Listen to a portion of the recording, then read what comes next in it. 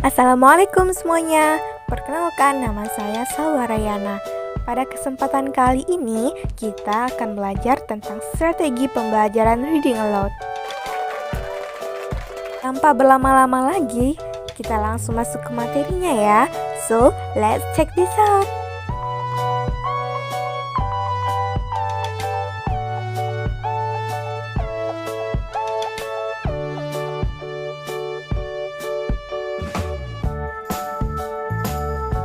Apa itu reading aloud? Reading aloud adalah membaca dengan keras. Reading aloud merupakan salah satu bentuk strategi atau cara membaca teks dengan bersuara keras yang dapat membantu memfokuskan perhatian secara mental, menimbulkan pertanyaan-pertanyaan, dan merancang diskusi melalui pelafalan vokal atau konsonan, nada atau lagu ucapan, penguasaan tanda-tanda baca, pengelompokan kata, atau fase ke dalam satuan-satuan ide, kecepatan mata, dan ekspresi. Reading aloud merupakan salah satu strategi pembelajaran aktif. Banyak temuan hasil penelitian yang mengemukakan pentingnya membaca nyaring dalam suatu program membaca. Lalu, apa tujuan strategi reading aloud? Tujuan strategi reading aloud adalah untuk lebih memotivasi pembelajaran aktif secara individu dan motivasi belajar aktif bersama atau cooperative learning. Kemudian, apa prinsip strategi reading aloud? Nah, menurut Ismail, terdapat beberapa prinsip yang harus diperhatikan dalam pelaksanaan strategi reading aloud, yaitu sebagai berikut. 1. Memahami sifat peserta didik.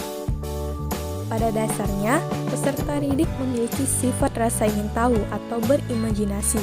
Sifat ini merupakan modal dasar bagi berkembangnya sikap atau berpikir kritis dan kreatif. 2. Mengenal peserta didik secara individu. Perbedaan individu harus diperhatikan dan harus tercermin dalam pembelajaran, karena peserta didik berasal dari latar belakang dan kemampuan yang berbeda. Semua peserta didik di kelas tidak harus melakukan kegiatan yang sama, melainkan berbeda sesuai dengan kecepatan belajarnya. Berikan kebebasan pada mereka. Peserta didik yang memiliki kemampuan lebih dapat dimanfaatkan untuk membantu teman sekelasnya yang memiliki kemampuan rendah. 3. Memanfaatkan perilaku peserta didik dalam pengorganisasian belajar.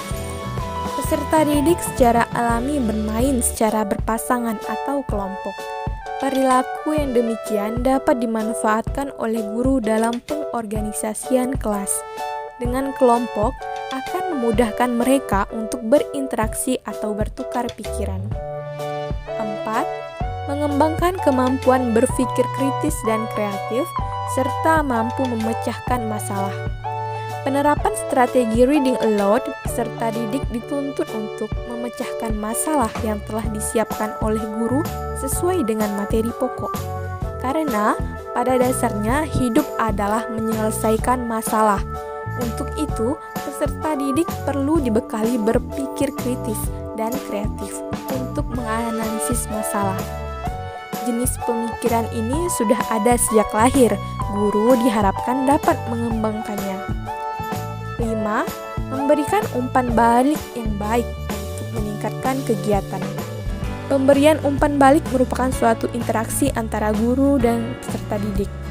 Umpan balik hendaknya lebih mengungkapkan kekuatan dan kelebihan peserta didik daripada kelemahannya. Umpan balik juga harus diberikan secara santun dan halus, sehingga tidak menurunkan motivasi peserta didik. 6. Membedakan antara aktif fisik dan aktif mental. Penerapan reading aloud akan terlihat mana siswa yang aktif fisik dan mana yang aktif mental. Aktif secara mental lebih diinginkan seperti bertanya, berdiskusi, memberikan gagasan, serta menanggapi gagasan kelompok lain. Terus, apa langkah-langkah strategi reading aloud? Menurut Zaini, beberapa langkah yang dilakukan oleh guru dalam membaca menggunakan strategi reading aloud atau membaca nyaring adalah sebagai berikut. 1. Pilih salah satu teks yang cukup menarik untuk dibaca dengan keras. Usahakan teks tersebut tidak terlalu panjang. 2. Berikan kopian teks kepada siswa atau mahasiswa. Beri tanda poin-poin atau isu-isu yang menarik untuk didiskusikan. 3. Bagi teks dengan paragraf atau yang lain.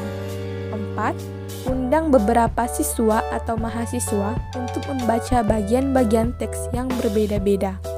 5. Ketika bacaan sedang berlangsung, berhentilah pada beberapa tempat untuk menekankan arti penting poin-poin tertentu, untuk bertanya atau memberi contoh. Beri siswa atau mahasiswa waktu untuk berdiskusi jika mereka menunjukkan ketertarikan terhadap poin tersebut. 6. Akhiri proses dengan bertanya kepada siswa atau mahasiswa apa yang ada di dalam teks. Alhamdulillah, belajar kita hari ini selesai. Yeay! Tapi seperti ada yang kurang nih. Apa ya? Oh iya, maaf teman-teman. Sebelum menerapkan strategi pembelajaran reading aloud, kita harus mengetahui terlebih dahulu kekurangan dan kelebihannya agar bisa menjadi bahan pertimbangan apakah strategi pembelajaran ini efektif digunakan atau tidak. Lanjut lagi ya.